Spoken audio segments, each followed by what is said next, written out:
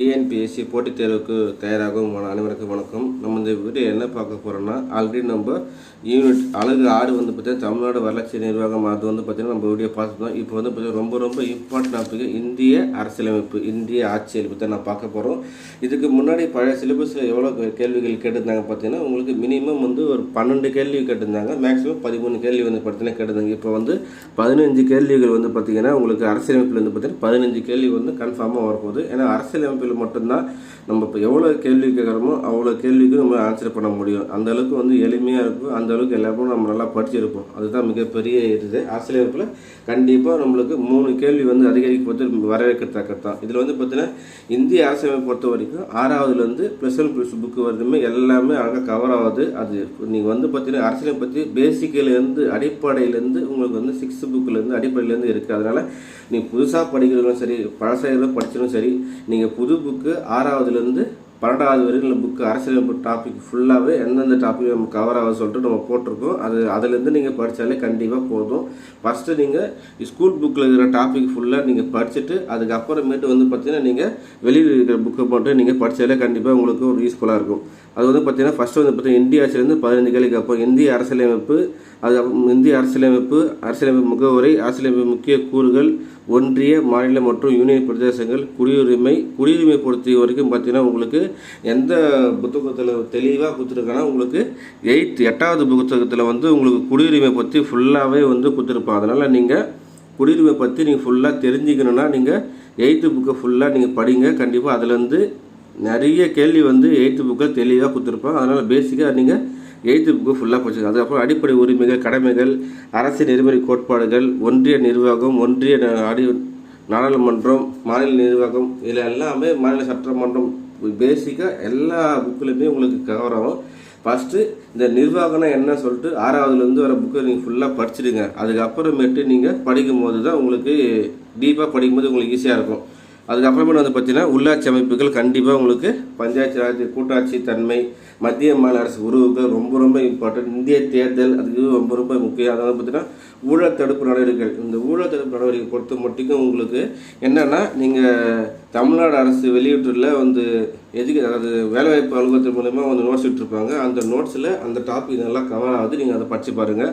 அதுக்கப்புறம் தகவல் அறிவு உரிமை சட்டம், பெண்களுக்கு அதிகாரம் அளித்தல், இதெல்லாம் ரொம்ப முக்கியம். இது எல்லாமே வந்து பார்த்தீங்கன்னா உங்களுக்கு 6வதுலேருந்து 12வது புக்கில் இருக்குது. இந்த டாப்பிக்கெல்லாம் எந்தெந்த புக்கில் கவர் ஆகுது நம்ம பார்க்கலாம். மேக்ஸிமம் வந்து ஃபஸ்ட்டு வந்து 6th புக்கிலே வந்து நம்ம பார்க்கலாம். 6th புக்கில் வந்து பார்த்தீங்கன்னா தேசிய சின்னங்கள் அப்படி சொல்லிட்டு ஒரு ஃபஸ்ட்டு பாடம் இருக்கும். தேசிய சின்னங்கள் இது கண்டிப்பாக படிக்கணும். அதுக்கப்புறம் இந்திய அரசியலமைப்பு சட்டம் எப்படி உருவானது, அது யாரெல்லாம் உருவாக்கணும்னு சொல்லிட்டு பேசிக்காக அடிப்படையிலேருந்து கொடுத்துருப்பாங்க. அதனால் அதை ஃபுல்லாக நீங்கள் படிச்சுங்க 6வது புக்கு. அதுக்கப்புறம் பார்த்தீங்கன்னா உங்களுக்கு 6வது புக்கிலே மக்களாட்சினா என்ன, அதுக்கப்புறம் உள்ளாட்சி, இது எல்லாமே வந்து பேசிக்காக கொடுத்துருப்பாங்க. மக்களாட்சி, உள்ளாட்சி, ஊரக நகர்ப்புறம், இதுவும் ரொம்ப புரிஞ்சுக்கணும். 6வது பொறுத்த வரைக்கும் மேக்ஸிமம் வந்து உங்களுக்கு வந்து ஈஸியாக தான் இருக்கும். அதுக்கப்புறமேட்டு வந்து பார்த்திங்கன்னா உங்களுக்கு 7வது புக்கில் வந்து பார்த்திங்கன்னா மாநில அரசு அப்படி கொடுத்துருப்பாங்க. இதுவும் நீங்கள் ஃபுல்லாக படித்தாலாம் போதும். 7வது புக்கில் மாநில அரசு.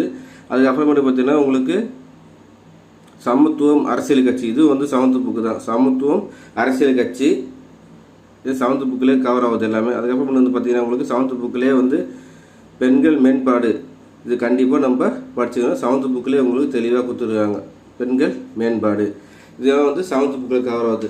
அதுக்கப்புறமேட்டு 8th புக்கு தான் ரொம்ப இம்பார்ட்டன்ட். உங்களுக்கு 8th புக்கில் தான் நிறைய டாபிக் வந்து பார்த்தீங்கன்னா ஃபுல்லாக உங்களுக்கு கவர் பண்ணிக்கிறாங்க. ஃபஸ்ட்டு வந்து மாநில அரசு எவ்வாறு செயல்படுகிறது, கண்டிப்பாக இதே நம்ம படிக்கணும். அதுக்கப்புறமேட்டு குடிமக்களும் குடியுரிமைகள், இதுதான் ரொம்ப முக்கியமான டாபிக். ஃபுல்லாக பேசிக்காக அடிப்படையிலேருந்து எல்லாமே வந்து உங்களுக்கு கொடுத்துருப்பாங்க. அதுக்கப்புறமேட்டு மனித உரிமைகளும் ஐக்கிய நாடு சபைகளும் உங்களுக்கு சிலபஸில் கொடுத்துருப்பாங்க. இதுதான் வந்து ரொம்ப முக்கியமான டாபிக். இந்த 3 தலைப்புமே வந்து நீங்கள் ஃபுல்லாக படித்தாலே கண்டிப்பாக மிகப்பெரிய கேள்வியெல்லாம் கண்டிப்பாக இதிலேருந்து வருவதற்கான வாய்ப்பு இருக்குது. உங்களுக்கு மிகப்பெரிய உதவியாக இருக்கும் இந்த 8வது புக்கு. அப்போ 9th புக்கில் பொறுத்த வரைக்கும் உங்களுக்கு நிறைய டாபிக் வந்து பார்த்திங்கன்னா உங்களுக்கு கவர் ஆகலை. அதுக்கப்புறமேட்டு 10th புக்கு சோசியல் சயின்ஸ் புக்கில் வந்து பார்த்திங்கன்னா இந்திய அரசியலமைப்பு கண்டிப்பாக ஃபுல்லாக டீப்பாக கொடுத்துருப்பாங்க. அதுக்கப்புறம் நடுவண் அரசு, மாநில அரசு, இந்திய வெளியுறவு கொள்கை, அப்போ இந்தியாவின் சர்வதேச உறவுகள், இது எல்லாமே வந்து நீங்கள் பேசிக்காக இந்த 2 டாப்பிக்கும் நீங்கள் பேசிக்காக படித்தா போதும். இது ரொம்ப இம்பார்ட்டன்ட். இது எல்லாமே ரொம்ப இம்பார்ட்டன்ட். இது ஃபுல்லாக நீங்கள் தெளிவாக படிச்சிடும். 10th புக்கு பொறுத்த வரைக்கும் சோஷியல் புக்கில் நிறைய கேள்வி வந்து பார்த்திங்கன்னா வருவதற்கான வாய்ப்பு நிறையவே இருக்குது. அதுக்கப்புறமேட்டு நம்ம +1 புக்கில் வந்து பார்த்தீங்கன்னா நம்ம அரசியலமைப்புக்கு +1 தனியாக கொடுத்துருப்பாங்க. இதில் வந்து பார்த்தீங்கன்னா ஃபுல்லாக தெளிவாக உங்களுக்கு கொடுத்துருப்பாங்க. மக்களாட்சினா என்ன, அதுக்கப்புறமா அரசாங்கத்தின் வகைகள், அரசியல் சிந்தனைகள், இது வரைக்கும் நீங்கள் ஃபுல்லாக நீங்கள் படித்தாலே போதும். பேசிக்காக தான் கொடுத்துருவோம். +1 புக்கு பொறுத்த வரைக்கும் இதெல்லாம் கொஞ்சம் பேசிக் இருக்கும். இதை விட நம்மளுக்கு அதிகமாக கேள்விகளை கொடுத்துருக்க வாய்ப்பு நிறைய இருக்குது. அதுக்கப்புறமேட்டு என்னென்னா உங்களுக்கு தேர்தல் மற்றும் பிரதிநிதித்துவம், உள்ளாட்சி அரசாங்கங்கள், இதுவும் ரொம்ப ரொம்ப முக்கியம். உள்ளாட்சி பற்றி ஃபுல்லாக, ஏன்னா இது பார்த்தீங்கன்னா உங்களுக்கு தெரியும் எல்லா டாப்பிக்குமே நம்ம 6வதுலேருந்து 10வது வரலும் படிச்சிருந்த டாபிக் தான். இதில் +1 புக்கு பொறுத்த வரைக்கும் உங்களுக்கு எக்ஸ்ட்ரா டாபிக் வந்து நிறைய கொடுத்துருப்பாங்க.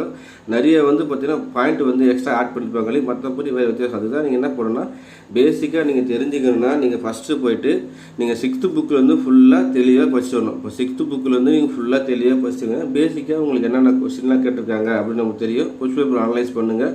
எல்லா டாப்பிக்குமே உங்களுக்கு கவர் ஆகும். அதனால் வந்து 6வதுலேருந்து 10வது புக்கு வரல போய். அதே மாதிரி பார்த்தீங்கன்னா +2 புக்கு இந்திய வந்து அரசியலமைப்பு +2 புக்கில் பொறுத்து என்ன உங்களுக்கு வந்து எல்லா படமும் படிச்சாகணும். இந்திய அரசியலமைப்பு நம்ம 6th ஸ்டாண்டர்ட் புக்லேயும் பார்த்தோம், 10th பார்த்தோம், +1 பார்த்தோம், இப்போ +2 பார்த்தோம்னா எக்ஸ்ட்ரா பாயிண்ட் வந்து ஆட் பண்ணியிருப்பாங்க. அதுக்கப்புறம் சட்டமன்றம் எப்போ செயல்படுகிறது, ஆட்சித்துறை, இந்திய நீதித்துறை, இந்தியாவில் கூட்டாட்சி, இந்தியாவில் நிர்வாக அமைப்பு, தேசிய கட்டமைப்பு சவால்கள், இதெல்லாம் வந்து நம்ம படித்தே. அதுக்கப்புறம் வந்து பார்த்திங்கன்னா திட்டமிடுதலும் வளர்ச்சி அரசியலும், இதுதான் வந்து பார்த்தீங்கன்னா ரொம்ப ரொம்ப இந்த 8 யூனிட்டும் வந்து நீங்கள் ஃபுல்லாக படிக்கணும். இப்போது +2 புக்கில் வந்து இந்திய அரசியலமைப்பு புக்கு பார்த்தீங்கன்னா இதில் வர 8 யூனிட்டுமே நீங்கள் ஃபுல்லாக படிக்கணும். இந்த 8 யூனிட்டுமே நீங்கள் ஃபுல்லாக நீங்கள் படித்தாலே கண்டிப்பாக இதுலேருந்து கேள்வி வருவதுக்கான வாய்ப்பு இருக்குது. ஏன்னா வந்து நம்மளுக்கு அரசியலமைப்பில் வந்து பார்த்தீங்கன்னா எந்த ஃபுல்லாகவே படிக்கணும். நம்ம இந்த புக்கில் தான் வரும். 6வது புக்கு 10வது புக்கு தானே, 10th ஸ்டாண்டர்ட் தானே, அப்புறம் 10th புக்கு படித்தாலே போதும்னு வச்சுன்னா கண்டிப்பாக +1 +2 வந்து ஒரு 4-5 கொஸ்டின் கேட்டால் என்ன பண்ணுறது, நம்ம 15 கொஸ்டின் வந்து கேட்குறாங்க. இந்த 15 கேள்வியில் வந்து பார்த்தீங்கன்னா உங்களுக்கு +1 +2 புக்கில் வந்து 5 கொஸ்டின் கேட்டு 10th வரல 10 கேள்வி கேட்டால் நம்ம 5 கொஸ்டின் நமக்கு தெரியாத போயிடல. அதனால் என்ன பண்ணால் நீங்கள் +1 +2 புக்கும் நீங்கள் படிக்கணும். 6லேருந்து 10th வர புக்கும் நீங்கள் ஃபுல்லாக படிக்கணும். அப்போ படித்தா மட்டும் தான் ஃபுல்லாக நீங்கள் கவர் பண்ண முடியும். இந்த 8 யூனிட்டும் +2 8 யூனிட்டும் நீங்கள் ஃபுல்லாக படித்தாலே மினிமம் 5 கேள்வி வருவதற்கான வாய்ப்பு இருக்குது, +1 +2 சேர்த்து. அதனால் டிஎன்பிஎஸ்சி படிக்கிறவங்க எல்லாருமே புது புக்கு தான் நாம் பார்த்து வரோம். புது புக்கு பொறுத்த வரைக்கும் நீங்கள் 6வதுலேருந்து 10வது 12வது வரைக்கும் உள்ள உங்களுக்கு இந்திய அரசியலமைப்புக்கு எல்லாமே கவர் ஆகுது. அதெல்லாம் வந்து நீங்கள் ஃபுல்லாக அதே பார்த்தீங்கன்னா 8வது புக்கில் நீதித்துறை விட்டோம். இந்த நீதித்துறை வந்து பார்த்தீங்கன்னா அதுவும் வந்து நீதித்துறை பொறுத்த வரைக்கும் ஃபுல்லாக எல்லாத்துலேயுமே வந்து உங்களுக்கு கவர் ஆகிட்டே வந்துடும். அதனால் நீங்கள் இந்திய அரசியலமைப்பு பொறுத்த வரைக்கும் 6வது புக்கு 7வது புக்கு 8வது புக்கு 9th புக்கில் வந்து பார்த்தீங்கன்னா அந்த அளவுக்கு கவர் ஆகலை. அப்போ 10th புக்கு +1 +2 புக்கு இந்த எல்லா புக்குமே உங்களுக்கு எல்லாமே கவர் ஆகிடும். அதனால் 15 கேள்விகள் வரும். இந்திய அரசியலமைப்பை பொறுத்த வரைக்கும் 15 கேள்விகளும் நம்ம 15க்கு 15 எடுக்கணும். அந்த மாதிரி தான் நம்ம படிக்கணும். அதை மனசில் வச்சு நீங்கள் படிங்க. கண்டிப்பாக இந்த வீடியோ வந்து உங்களுக்கு பயனுள்ளதாக இருக்கும். இந்த வீடியோ பிடிச்சிருந்தால் லைக் பண்ணுங்கள். புதுசாக பார்க்குற மறக்காம நம்ம சேனலை மட்டும் சப்ஸ்கிரைப் பண்ணுங்கள். உங்கள் ஃப்ரெண்டுங்க ஷேர் பண்ணுங்கள். நன்றி, தேங்க்யூ.